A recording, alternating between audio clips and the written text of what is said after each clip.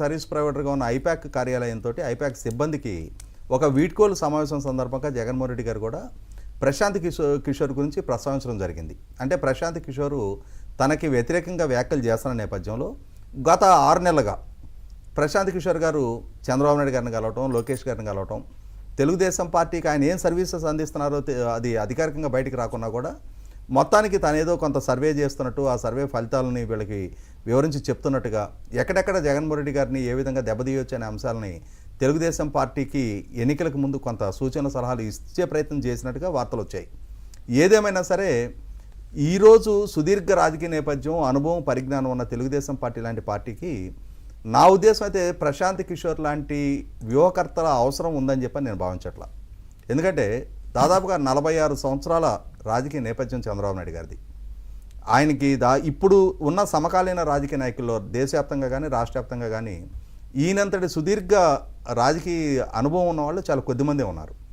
అంతటి అనుభవం దాదాపుగా 1978 నుంచి అంటే ఇప్పటి వరకు ఆయన ఎదుర్కొన్న 11 అంటే 1985లో వారు పోటీ చేయకున్నా కూడా వారి హయాంలో జరిగిన ఎన్నికలతో పోల్చుకుంటే 11 శాసనసభ ఎన్నికలు జరిగాయి ఇప్పుడు వారి హయాంలో.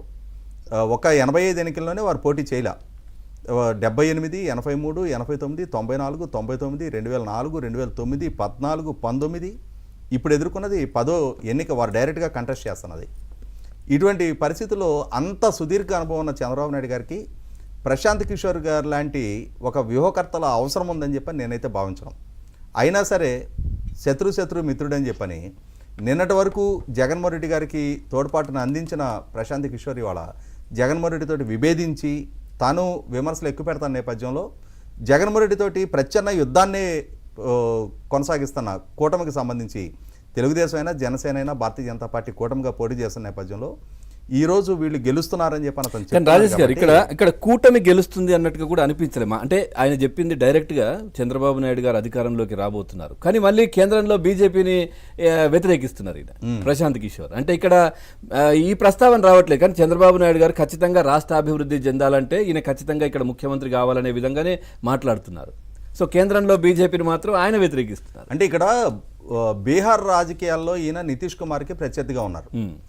గతంలో నితీష్ కుమార్ గారు భారతీయ జనతా పార్టీతోటి ప్రత్యర్థిగా ఆర్జేడీ కూటమితో ఉన్న రోజు ఆ రోజు నితీష్ కుమార్ గారితో కొంత సఖ్యత మెయింటైన్ చేసినా కూడా ఇప్పుడు మళ్ళీ నితీష్ కుమార్ గారు భారతీయ జనతా పార్టీతోటి అలయన్స్ ఎన్డీఏలో పార్ట్నర్గా మారిన తర్వాత డెఫినెట్గా దాని ఇంపాక్ట్ ఈయన మీద కూడా వ్యక్తిగతంగా అక్కడ ఉన్న బీహార్ స్థానిక రాజకీయ ప్రభావంతో భారతీయ జనతా పార్టీతో ఉన్న వైరుధ్యాలు గతంలో కాంగ్రెస్ పార్టీకి సన్నిహితం కావాలని చెప్పని చూసి కొంత చర్చలు జరిగినా కూడా తర్వాత కాంగ్రెస్ పార్టీ నుంచి కూడా దూరం జరిగిన తీరు చూసాం మనం.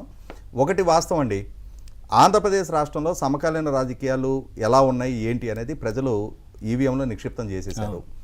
శంకులో పోస్తే కానీ తీర్థం కాదు అన్నట్టుగా రేపు 4వ తారీఖు సాంకేతికంగా లెక్కింపు జరగాలనేది ఒకటి తప్పించేస్తే ఖచ్చితంగా కూటమి అధికారంలోకి రాబోతుందనేది ఒక స్పష్టత నేనైతే గంటపథంగా చెప్పగలుగుతున్నా. ఇప్పుడు ప్రశాంత్ కిషోర్కి ఎంత రూట్ లెవెల్లో రాజకీయాల అవగాహన ఉందో నాకైతే తెలియదు, కానీ నాకు రూట్ లెవెల్లో పోల్ మేనేజ్మెంట్ తోటి గ్రామీణ ప్రాంత రాజకీయాలతోటి సుదీర్ఘ అనుభవం ఉంది. నేను నాయకత్వం వహించున్న గ్రామీణ ప్రాంతంలో ఆ అనుభవంతో చెప్తున్నా, నేను కూటమి ఘన విజయం సాధించబోతుంది. 130 స్థానాలు పైగా విజయం దక్కించుకోబోతుంది.